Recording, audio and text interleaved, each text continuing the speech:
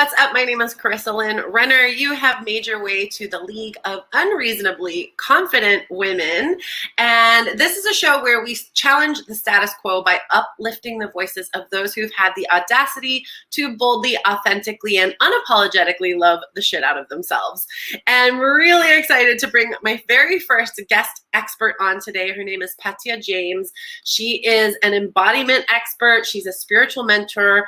And I got to meet her last year in 2020 through a virtual summit we did together called Bitchcraft. And I just really hit it off with her. I loved her message. And I think our work really complements each other in a beautiful way. I'm all about processing emotions through the body, using sound, using the voice, using the breath, using movement. There's a lot of ways to do it. And Petya knows them all. And she has a lot of really valuable information about that. So I'm about to bring her on. But before that happens, I just wanted to remind you, if you're loving the messages you're getting on this show, it means the world to me if you like it, if you comment on it, help me get seen in the algorithm. And if you share this out to your friends, if there's someone you know that might benefit from this message, please don't be shy and feel free to join us in the Facebook group, the League of Unreasonably Confident Women.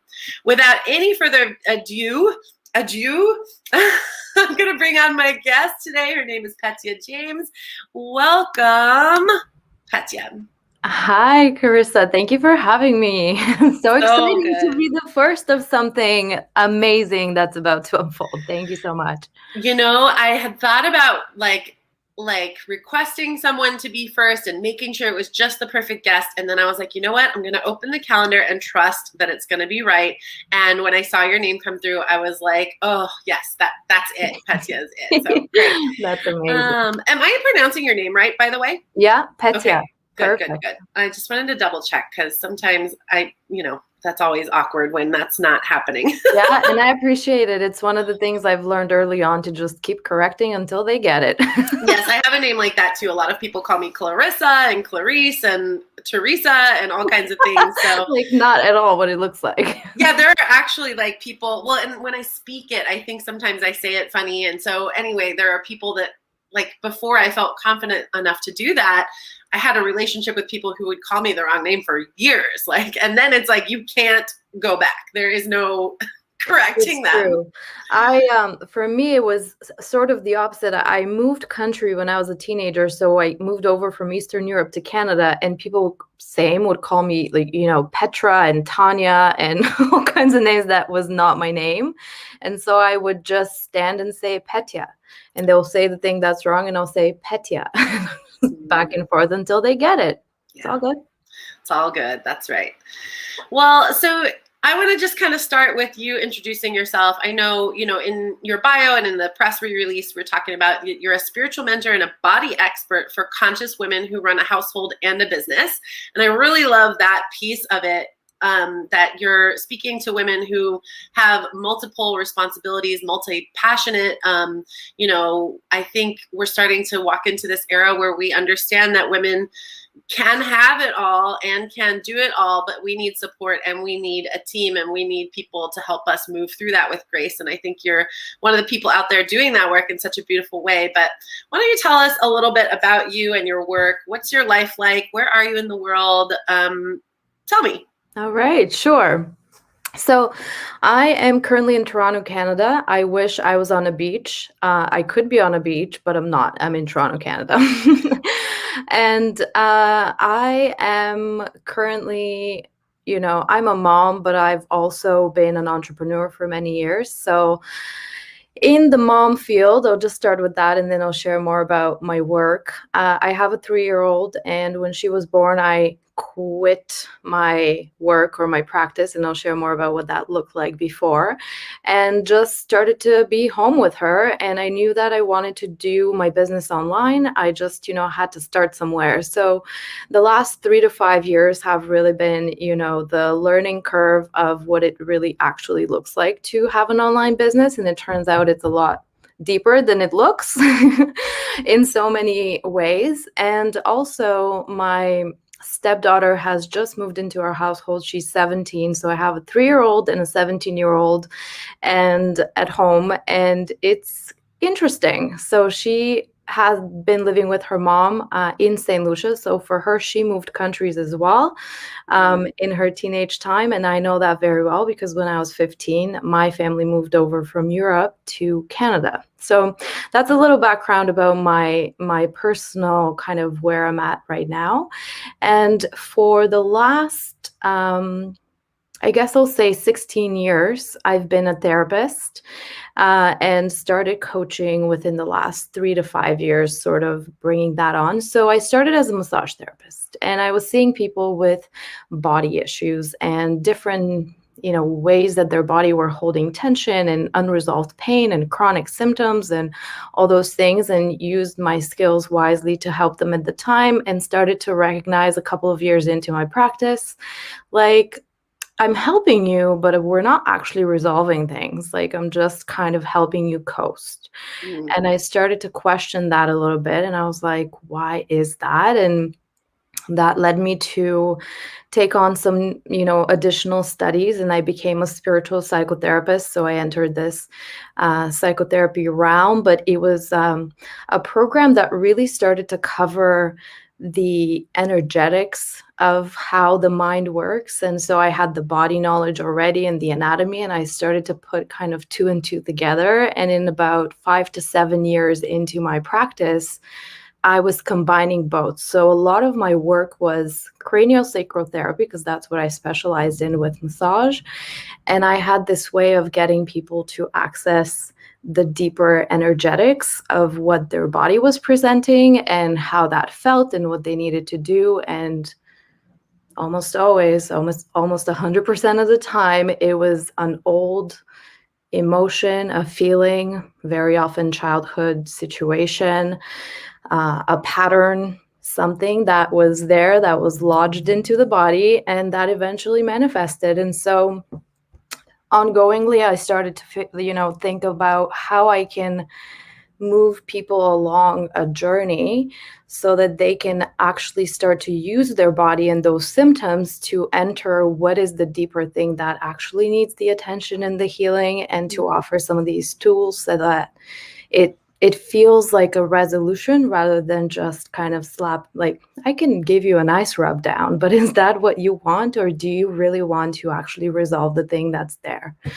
Yes. And so fast forward to today, I really, really, I'm super passionate about children growing up right now. And based on what I know about myself, my own personal healing journey that I've been on for years, it's really, really important to me that we support this next generation in a way that helps to raise these humans consciously, like resiliently, so that they have tools from very early on. Like, my 3-year-old daughter knows how to ask for space and say, I need to feel my feelings, and that kind of stuff. And that kind of vocabulary is so important to me to be able to talk about with kids. So in my work today, I support women who do have businesses, because I believe women in power and financially stable and business owners who are here to do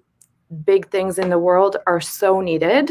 And so I'm here to support them. And if there is, like I said, some kind of unresolved body issue or a difficult relationship, maybe that has been unresolved or just presenting with hard aches, then we use that to sort of dive in and understand those deeper energetics. So am I kind of going in the direction? Like, I hope that that's clear. I totally Yes. In fact, I was meaning to ask you, and you led me right to it, which is, I noticed on your social media the other day, there was a video of your 3-year-old daughter saying she was crying. She was laying in the grass on the ground, and she said, "Mommy, I need to regulate my emotions." And I was blown away. I was like, did that 3-year-old just say, I need to regulate my emotions? And the reason I bring it up is, one, it's incredibly cute and so precocious, that language coming out of a child so young. But I think a lot of the reason that I started this work, I started coaching singers because I found that to be the easiest point of entry because I've been a pro singer my entire life, pretty much. So that was like a really easy way for me to get in the door. But I always knew that like embodiment and energetics and healing was part of my work as a vocal coach. And now that I have branched out into being more of a like an intuitive lifestyle coach, using the voice as a medium or as a tool versus just teaching people how to sing. In fact, I actually got a question about that yesterday. Like, do you have to be a singer to work with me? And the answer is no. So just in case you're wondering, I tend to just work with women is my main audience, and women in business. I agree, Petya, that women who have a financial stability, women who have wealth and power will change the world faster than any politician and any red tape in the world. So I stand for that as well. And another thing I stand for, which is why I brought up your daughter, and one of the reasons I'm thrilled to have you here, is I really stand for breaking intergenerational trauma and breaking cycles. And I can look at my own parents and see where I've inherited some things that are not useful for my life moving forward.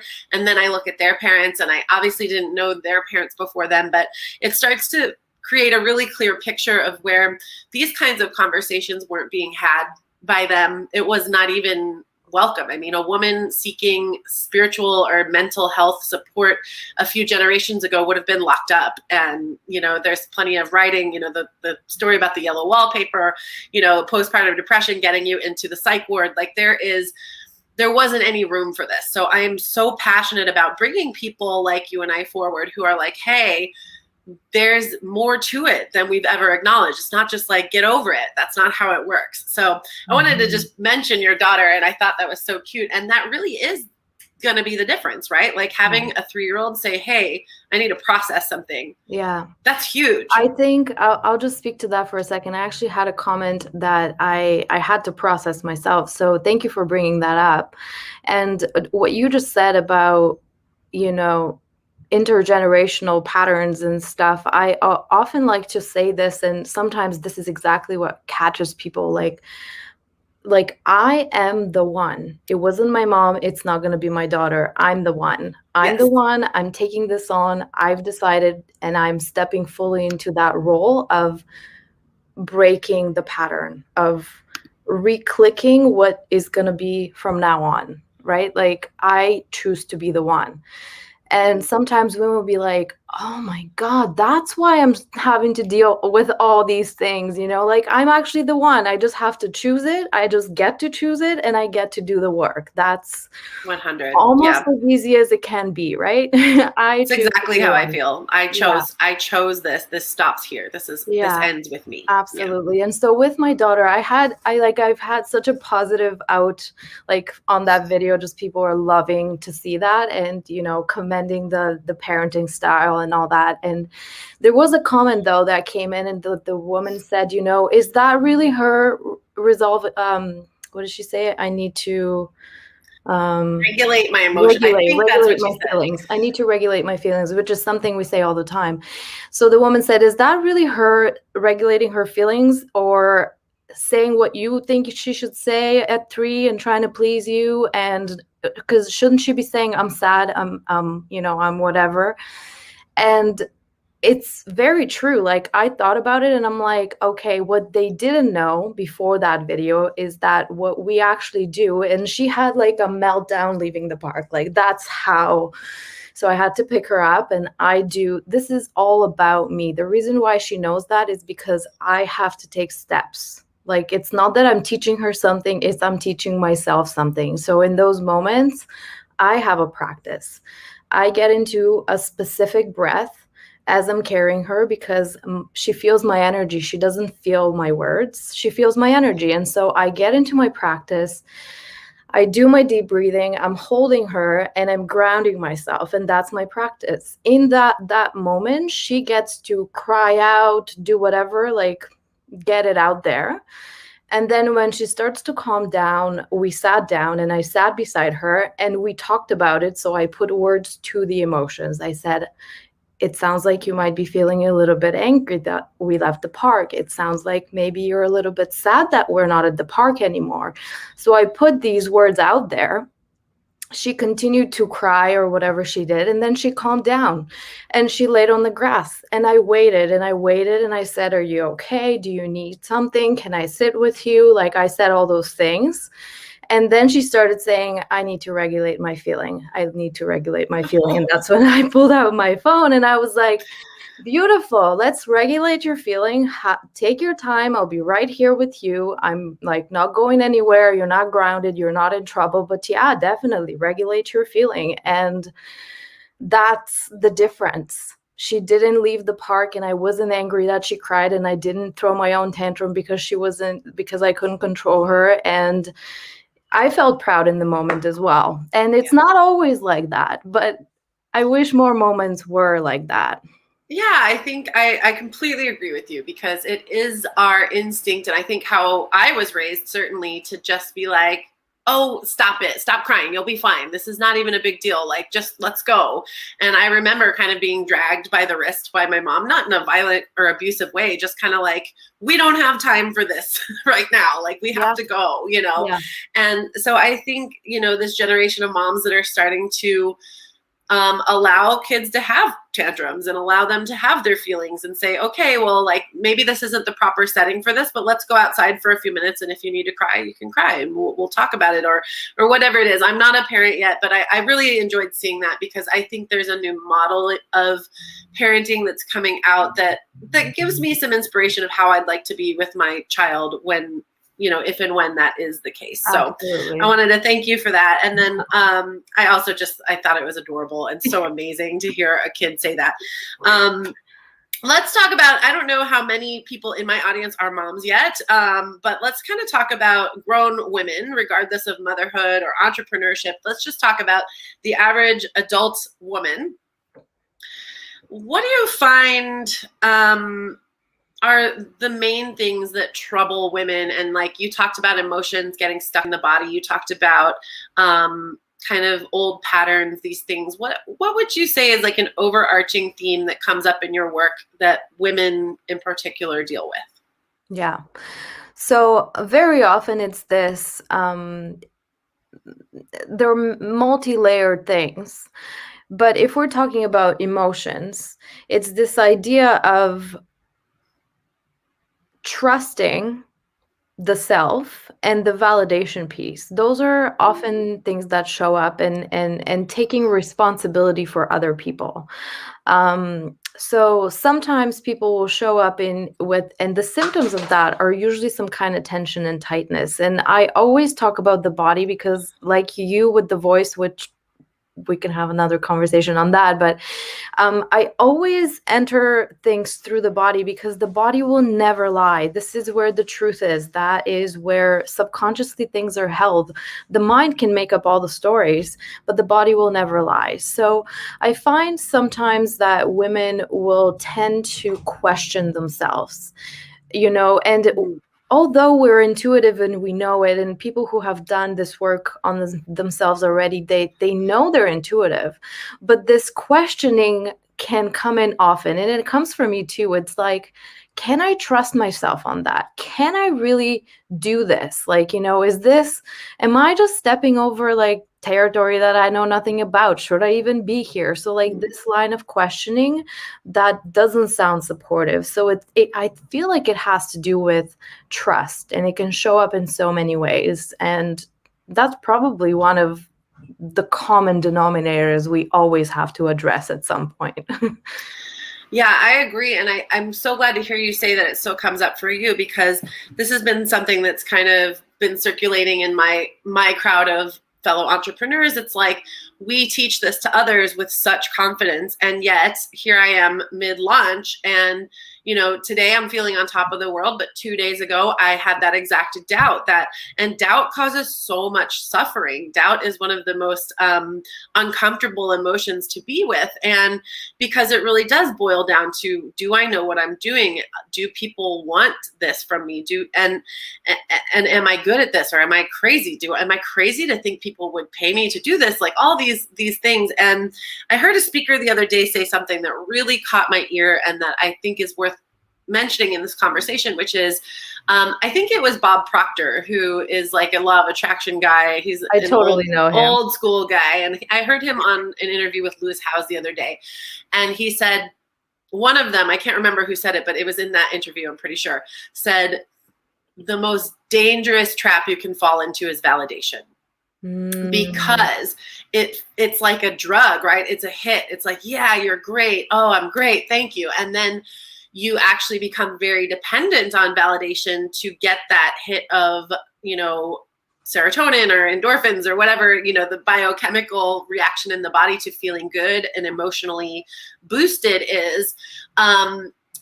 So it's like you actually, by taking validation from someone else, you actually like create a dependency on it, so that when you're not becoming validated, you're actually going through like this sort of a withdrawal, and you really have no source to validate yourself. And that self-trust, that self-sovereignty is not available to you.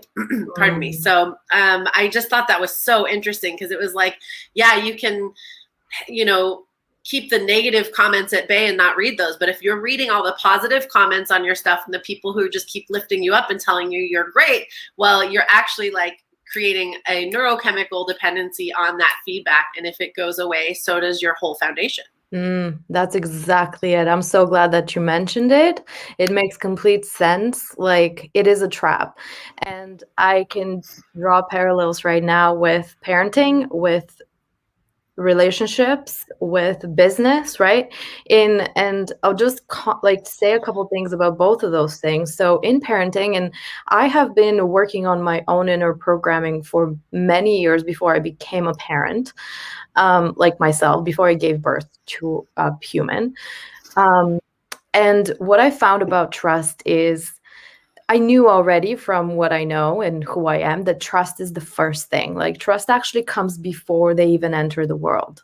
So I was so focused on trust around that time when she was born, and I knew that trust was a huge piece emotionally that needs to be present. And again, they don't learn from hearing things, they learn from feeling. I was like, how can I sink into trust? I hit the worst financial time of my life after not stopping my work before and having a child. And that was, so money, trust, motherhood, like all go hand in hand. There was a lot of healing around that. And Carissa, you're going to laugh on this, but how I got to experience trust in those days when I didn't know how to tap into it, because it was my early on childhood programming that didn't know what to do with that. I started to feel my feet solid on the floor as I was holding her. And I was like, I trust that this foundation of this house is going to be here for me. Like, that's the feeling I continuously tapped into. I'm like, if nothing else, I'm going to create trust right now. And it worked. It is a creation. It's a creation. And you know how I know it really worked? Potty training. I know we're jumping into different situations here, but trust is trust is trust. She does not she has never wet her bed. And she's been off, you know what I mean? And so this is how I know the energy of trust is present. And in relationships, just like you said, that validation piece and the feedback, we cling so hard to people's feedback to us, and this shows up in our bodies, in our need to be seen, but not just to be seen, to be responded to in a certain way. And if that doesn't happen, it feels like we're not loved. That's not the case most of the time. Let's say it's my husband. He still loves me, but if he doesn't know what I need for me to feel loved, and I expect him to say something so that I can feel loved, that's a backdoor way of totally manipulating the energy, and that's not even fair in a relationship. So brings me to communication. It's one of the most common things that will pop up based on this whole trust and self-doubt is, how do I express what it is I'm feeling so that I can be clear, so that the people around me can see me, and then I can feel like I'm getting what I need. Like, this is me. I'm going to meet my needs, and I'm going to learn to safely speak up for myself and set the boundaries that I need in place. And, yeah. I love it. I have such a love affair with boundaries right now, and this is newer for me because I'm certainly a recovering people pleaser and a perfectionist. Both of these I'm in recovery for both. And I think they stem from the same wound. They stem from the same place, which is I have to be a certain way in order to feel loved. I have to behave or achieve a certain thing in order to feel loved. And it is a tricky territory because I'm an ambitious person, and I have to really watch that I'm not falling into that trauma response versus acting in a really aligned, empowered way. So I love this conversation. And boundaries, there's a couple more things I want to touch on. So let's talk about boundaries first for just a moment, because you had mentioned the voice, and the throat chakra, or energy center, if you prefer, is responsible for our boundaries mostly. It ties into some other places as well. But it's one of the reasons that working with the voice is so important to me, is to voice your needs, to voice what you need in order to feel met and to feel loved and to feel seen and heard, to feel safe being seen and heard, and then also to communicate boundaries that keep you from being burnt out and allow you to have this full cup to pour into others versus constantly, like you said, kind of living for others instead of living for yourself first, which is not a narrative, certainly as an American woman, that I was taught growing up. Mm-hmm. So I'd love to hear your thoughts about the voice and the body and boundaries and how that, just whatever free flow sounds and feels good to you on that. So thank you for asking. Well, I know you did some work with a voice coach recently, yes? I did. So I have a friend, and she's a voice coach, and we actually did some accountability, and I was talking about body, and she knows the voice. And so anyways, that's how it unfolded. And so let me share my experience of that. So back up a little bit. I had a voice wound. Probably still have it, but I'm aware of it. So as a child, I know my voice was shut down. Singing voice was shut down. Even speaking up voice was shut down. Even crying voice was shut down. So it was just like, like it was just shut down.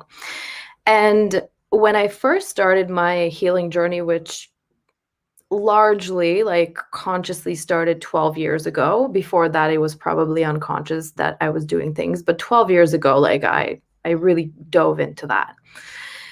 And part of that experience had me in a group therapy session, like in person, like we're sitting in a circle, we're doing group therapy, like in the old days when you can be with people in the same room. The old world. And I could not even say my name without cracking my voice and like sounding like I'm about to cry. I could not even say my name and where I live. Like I couldn't. And here you are public speaking. It's so and cool. Here I am out there putting myself and speaking with my voice. Holla. And so that was my like experience, and healing some of the inner wounds has helped.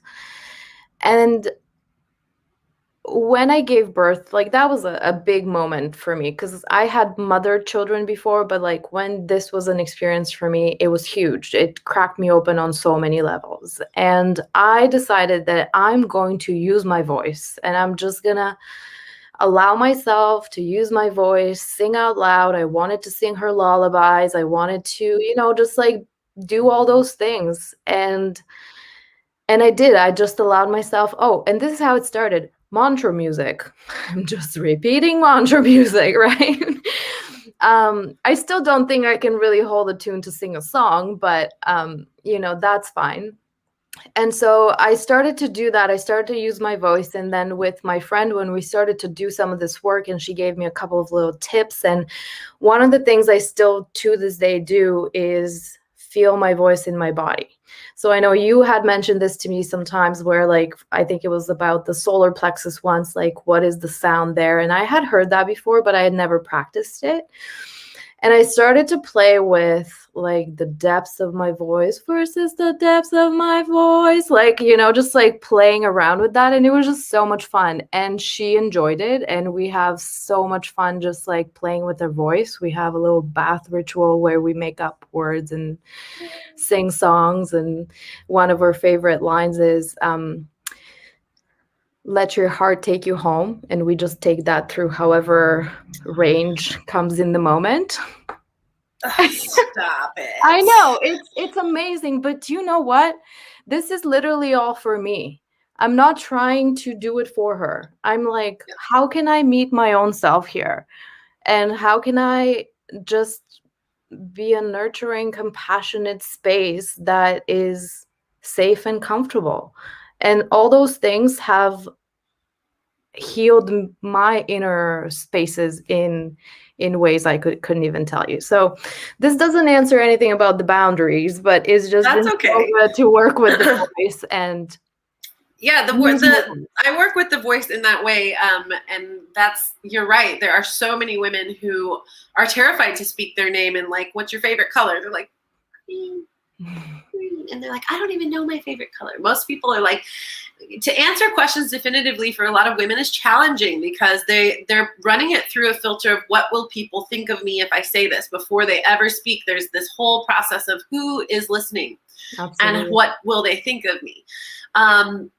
So I love that story, hearing that about like learning to just speak up. And I do think that the process of becoming a biological mother for many people is a huge transition. It's one that I hopefully will be looking forward to myself in the next year or two. And I expect that it will be a massive transformation and probably a lot of healing of my own inner child, etc., which is something else I want to bring up. But before we do that, I want to tell you the sound for the solar plexus is O.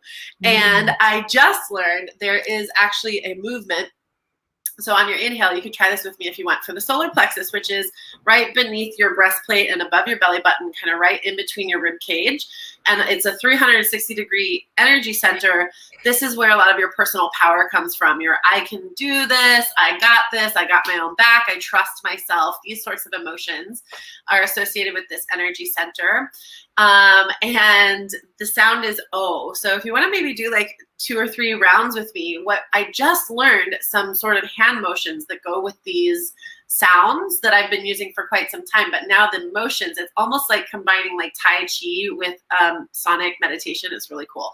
So let's just work with the solar plexus since you brought it up for just a second. And what we're going to do is take the arms out on the inhale, all the way wide, and then like you're gathering energy from around you, you're going to bring it into an O shape and say the sound O, bringing the middle fingers to touch. And you'll just kind of take the inhale. You want to sort of coordinate the movement with the sound if you can, so we'll take the inhale here.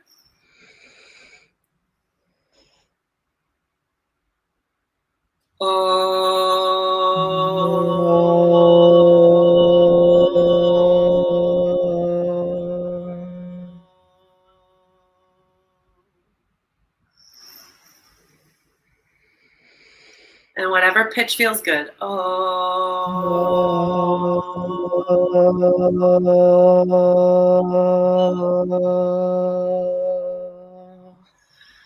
And trying to find that vibration in that energy center of the body.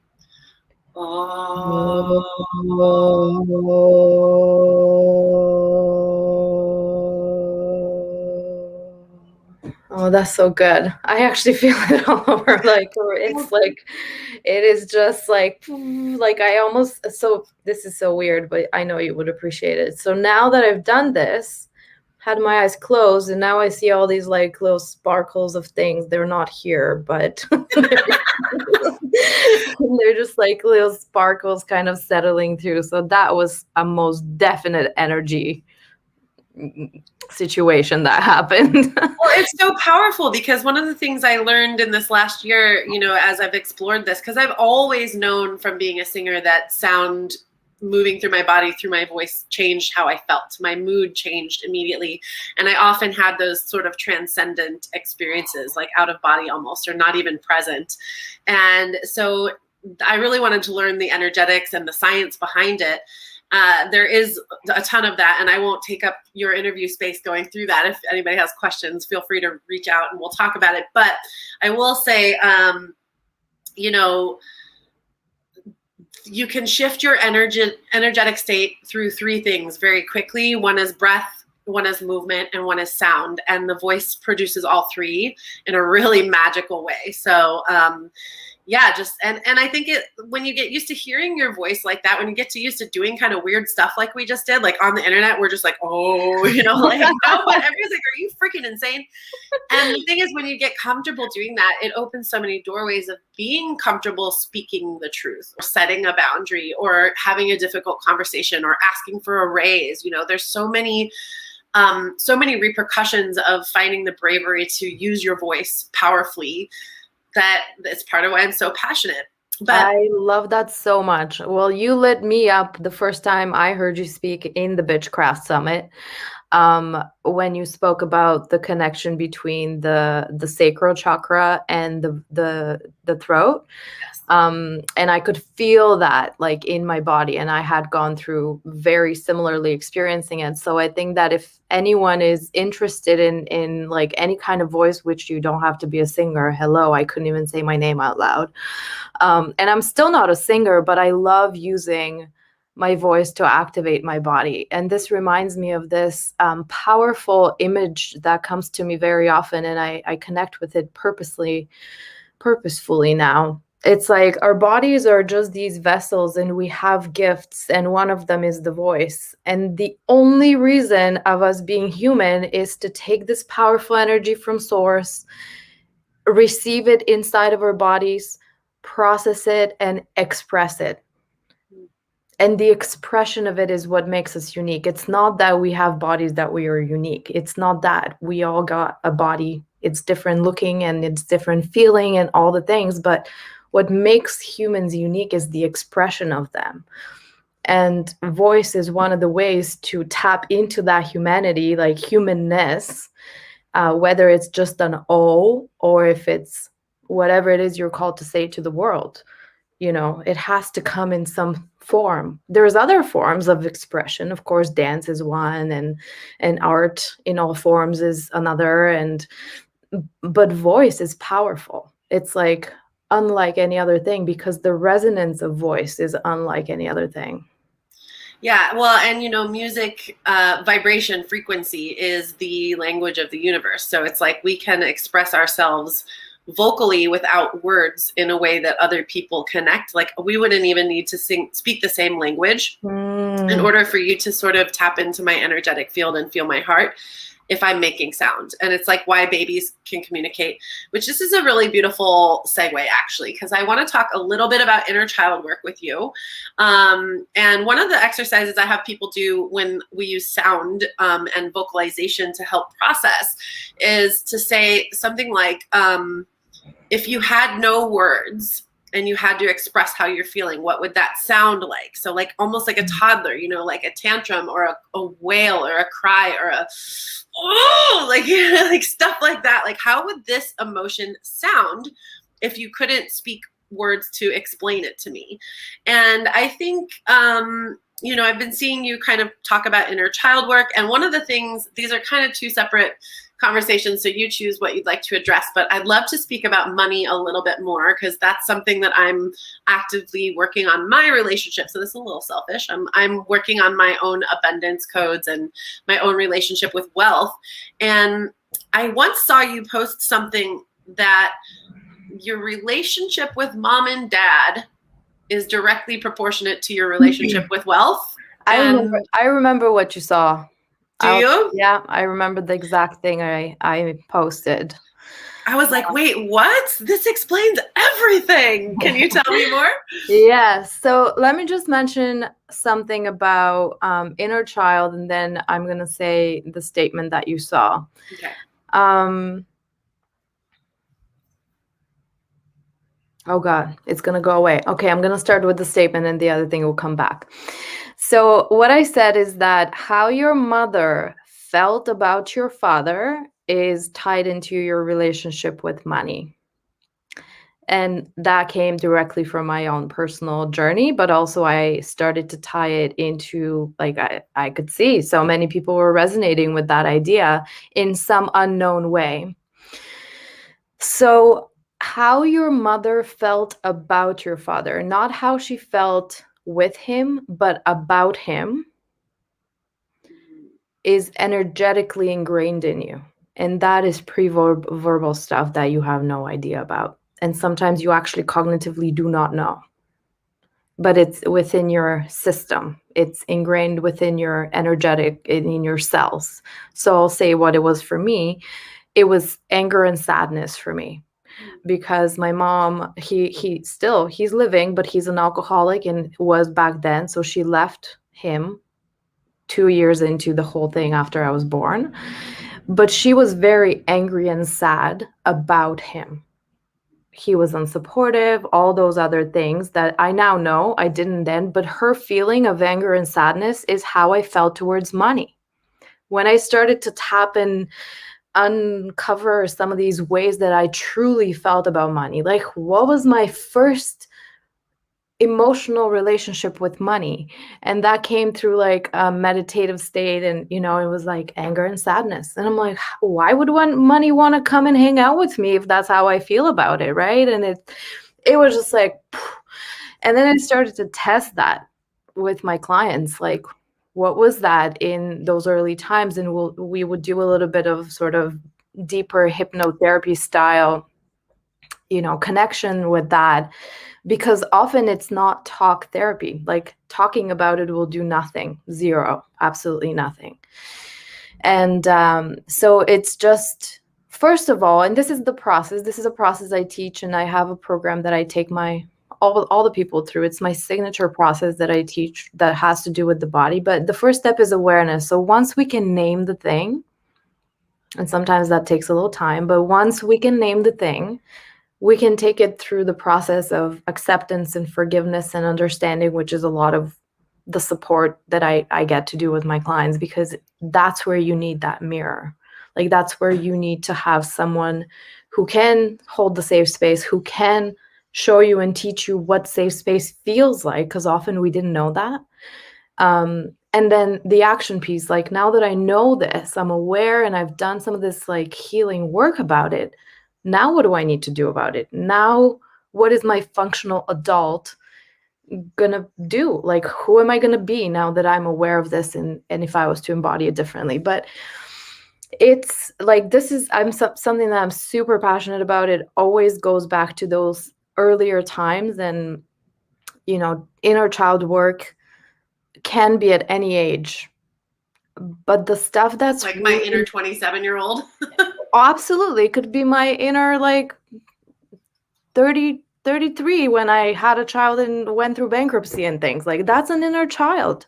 Yeah. She knows things. She has embodied things at the time. And if I'm able to revisit with her from a place of conscious adult, like stable human who's connected to source, who is grounded here and now, if I'm continuously, this is who I am, and I can reach for whoever needs me. Maybe it was me in my mom's belly. Maybe that's who needs me, right? Maybe it was me at 35. Maybe like who is it that needs me, and I get to connect with them at any time, any moment. It's powerful, and it's probably this is one of the biggest tools that I teach women. And it was so actually warmed my heart to hear one of my clients. We did some really deep work over the course of a year, since last year and up to now. And she left me a message. She was like, the 3-year-old was like scared. The 8-year-old was angry. But recently it's been the 17-year-old that shows up. And she's like, I feel like I've reparented my inner child. And I'm like, that's exactly why we're doing this, right? Because it's up to us. Like, it's not to blame the what didn't happen. It's just the conscious awareness, like we said at the beginning. I choose to be that woman, so this is the work I get to do. Yeah, absolutely. I feel that, because as I've become aware of inner child work and what I think in psychotherapy is often referred to as parts, and integrating those parts and back into wholeness and saying, hey, like, I don't really want my inner 17-year-old driving this bus. Like, I want to be in charge. And there are parts of me that will take over from time to time when they feel threatened, or when they feel that I am threatened, like the higher self, the me. When they feel that I am in some sort of danger, they really come out and start to lead my body and lead my behavior. And it's like, before being aware of that, it manifested in very destructive ways. It manifested in a lot of lashing out and a lot of substance abuse and a lot of hiding or retracting, a lot of self-sabotage and relationship, all kinds of things, you know. And because it's like, well, this is not safe. Well, I don't feel safe, so we have to like put a stop to this. And so, you know, becoming aware of the past versions of myself, learning to kind of ask what they need from me, what do they need to hear. And recently I was working with a coach, and she asked me to ask this inner child what to do. So not even just like what, because I often hear like, well, what do they need to hear? What should you tell her? But rather, what does she have to say to you? What would she do in this moment? And like, listen to her opinion. And I thought that was so wise, because one of the girls in the group was talking about, it was the coach. She was like, you know, asking her inner child about life. And she was like, we're so cool. Like, we have a dog now. Like, we have the coolest job. We have a dog. And she was really excited. So it's not always that the inner child or the past versions or the parts are unhappy. Sometimes they want acknowledgement in their excitement, and sometimes they have really wise things to tell you. So I think a lot of people look at inner child work as just like soothing or reparenting, which is so important. But I feel like maybe there's this level beyond that, once you've kind of soothed those raw nerves and started to heal the wounds and integrate, that these people can actually become really valuable advisors on how to live. I'm about to hop off my like seat. I love that. I love it so much. And this is what comes to me to say about that, is that the joy is always present. The joyful parts of all the inner children, they're always present, but the wounds is what we connect as the feelings that didn't get met. So as we do this work, as we're healing, as we're peeling those layers and remedying and reparenting, whatever it is, then we get to, because it doesn't end there, right? Then we get to invite those little inner children to come and play and be joyful and express their joy and do the fun stuff. So again, parallel here with my own daughter, but I've been inviting since her birth, like it was me, her, and my inner baby at her age. So that's how I'm reparenting right now, right? But something else that popped into my mind when you said, like, ask her what to do. And I think this is what I wanted to say before, when it kind of just like jumped out, is this idea that sometimes women have when we're doing some of this work, that it's always about calming and like calming the expression and grounding and stabling, and this ties into the voice. That's what I wanted to say. And sometimes the expression, like you were mentioning, like that exercise of like, what does it sound like? It actually needs to be kind of like raged out with the voice, right? Like it needs to be lifted out of the body before you can come to places of like calm and joy. So similarly with the knowing 17-year-old, well, first she needs to get all that like hate and anger towards whatever out, and then she can be excited about her dog and the beach and the things. So I love that so much. I did let my inner child pick out some earrings for me the other day, and I posted something, and one of my girlfriends, Carly, who's a postpartum mental health coach, she's like, oh my God, you look so like embodied, I think was the word she used. She was like, you look embodied in this photo. Like, I'm loving this outfit. You look just like full of joy. And I was wearing these really tacky, gaudy earrings. They're like gold and rhinestones and this like metallic rainbow foil. They're almost ugly. They're so loud. And, you know, as I was shopping, I was like, you know, my brand is bold. I'm all about standing out. And I'm like, I just want these. Like, there's no reason. They're not like, I don't know if they're in style. I don't really care. Like, they just looked like pure fun, and my inner child lit up. Like, I want to wear all the glitter and all the sequins and all the gold and all the sparkles, and it's like my logical 38-year-old self is like, oh, but that's, this is not for you. These are like for 80-year-old women or for children. And I'm like, yeah, I want to be both. Like, let me have the crazy earrings, and they bring me so much joy. And I think there's so much freedom in that, like not worrying about if people think they're cool or not, just knowing that they light me up. They light a piece of me up that just really enjoys that bright, sparkly, big, obnoxious earrings. Exactly. And you should have them. Absolutely.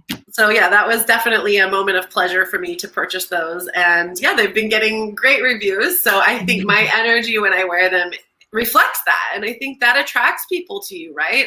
So speaking of attraction, energy, body work, I would like to wrap up our conversation with relationship, because, people are attracting constantly, right? We're always attracting from our energetic field. I feel like that's a pretty commonly well-known thing these days, but, suspend your disbelief for a moment if you're a skeptic and just like listen in. And I'd like to talk about with you how relationships are affected by the embodiment of former emotions, or by clearing those emotions. Anything you'd like to speak on in regards to, I think, specifically romantic relationships? Okay. Yeah. Good question. Everybody wants to be loved. And whether it's, same sex or heterosexual relationships, I think the same things apply. And I actually have what's popping to my mind is this Burning Man sculpture statue. I don't know if you've seen it, where the two people are sitting back to back, and it's really the children that are trying to touch hands. Yes. So I think that anything that is programmed and templated into us from our early experiences and from the relations that we witnessed is going to replay in some way in our romantic relationships. I'll speak a little bit from personal experience, and then I want to leave it on this note because these are the women that I'm currently actively calling in towards me, are the women who are struggling with a relationship with a partner, and especially if children are involved. Again, my interest is your kids. No, I'm kidding. I want to help your kids grow up better, but like, let me help you. No, it's true though, because when we're overcome by stress and thoughts and ways that things are not working in our relationships, and we're triggered constantly and our emotions are not met, we cannot be present. We cannot be the humans, the parents, the guardians our kids need. And so I want to help to gain that power back. So if there are tumultuous relationship dynamics, or even if they're not tumultuous, maybe they're difficult, like we're blending an interracial family. Believe me when I tell you there's conversations that are not easy to be had with all kinds of family members. But it's really important that we're grown adults as we have them, that we're able to process our own feelings. And so that's going to lead me to what I know from personal experience is that I replayed my parents' dysfunction in all of the things I did in romantic partnerships, to the point where I had to have the biggest heartbreak ever for me to throw me onto this path of healing that pattern. And it was like a complete ghosting. It was the highest love you can ever feel spiritually and whatever, all the ways. And then it was a complete ghosting, abandonment, no one's there. So the total opposite. And in that opposite is when I started to learn about how I am and who I am, and to process those things so that I can step into my true power is who I am here to be, and to attract a person into my life that is also conscious, that is also willing to do and to walk the path together. And one of our vows, my husband and I, when we got married, which was a super simple thing on the beach, was I like you now and I love you now for as long as I do. And when things change, let's just talk about it. Like, let's be free to be together for as long as we choose, for as long as things feel like this. And the other thing was, I choose to deal with your shit as long as you choose to deal with mine. Because we're going to have things, people. Like, there is no perfect relationship. It just doesn't happen. And it doesn't, perfect is not a thing in relationships. It's just how well do you dance together? How well are you able to communicate? And how much trust and solidity is this relationship built on? And that's at the base of the thing. And when people are having these difficult situations, one of the biggest questions and fears people have is like, what if I do this work and then we're not together? Like, we're never going to be together.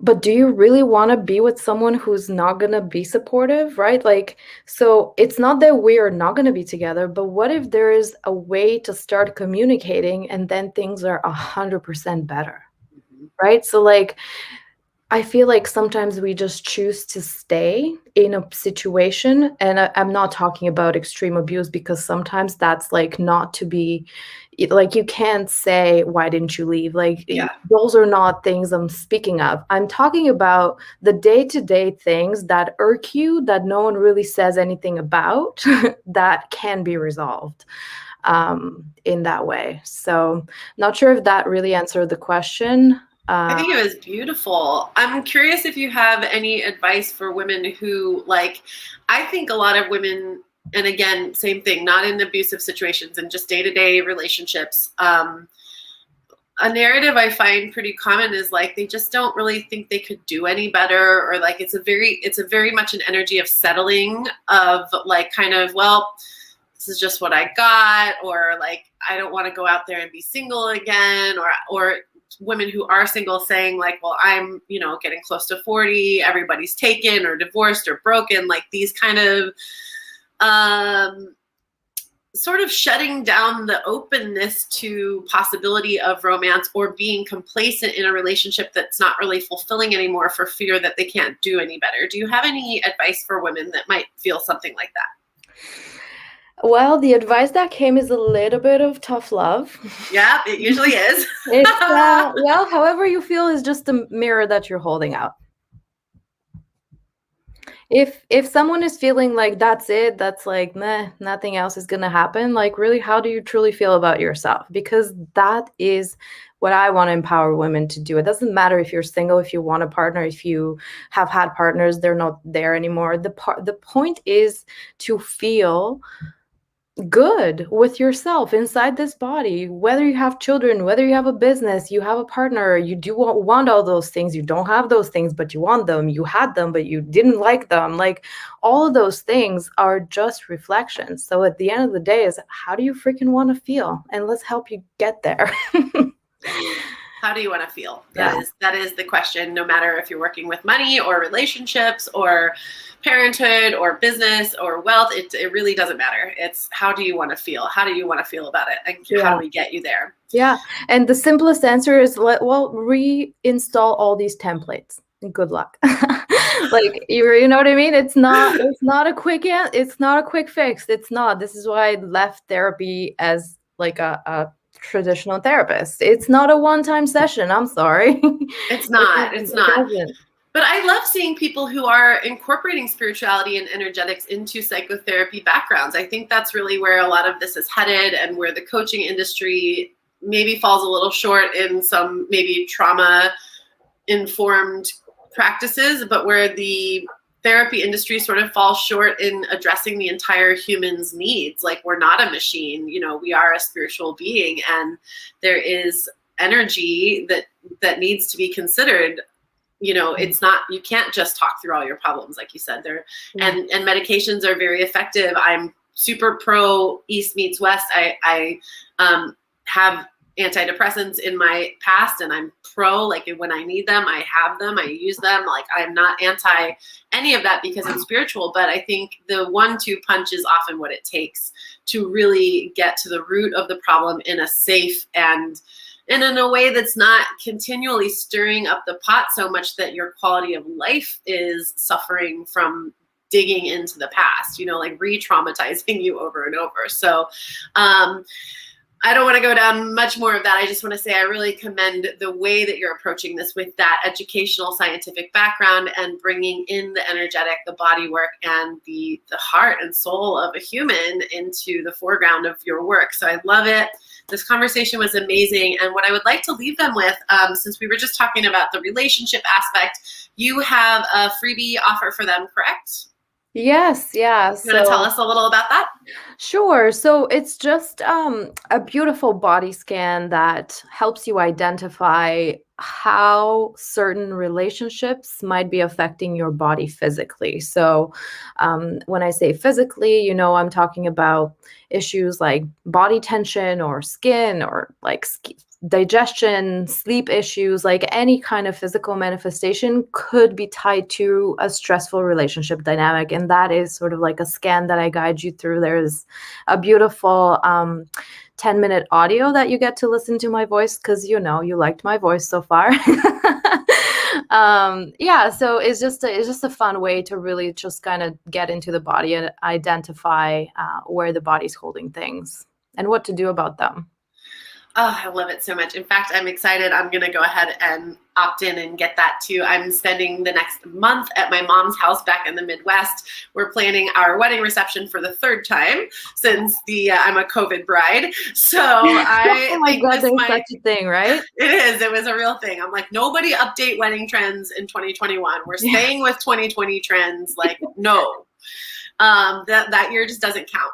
So anyway, I'll be back home in my mom's house, and I do always find my inner teenager acting up a bit when I'm in mom's house because all the old stuff. So I think this is going to be such a beautiful tool for my own awareness as I engage with, being back in an environment that makes me feel like I missed my whole sovereign adulthood.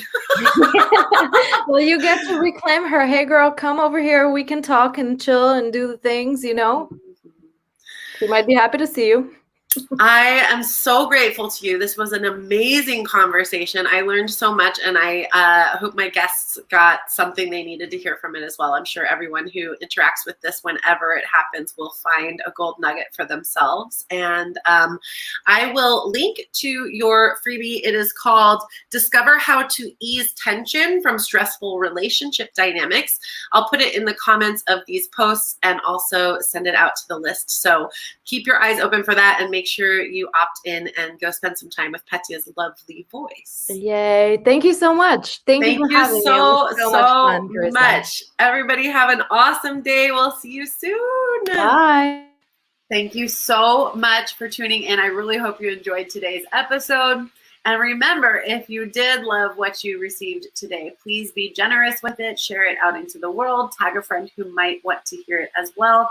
And help me end up not in the spam folder of the internet, but rather in the hands and ears of somebody who could really use this and love it as much as we do.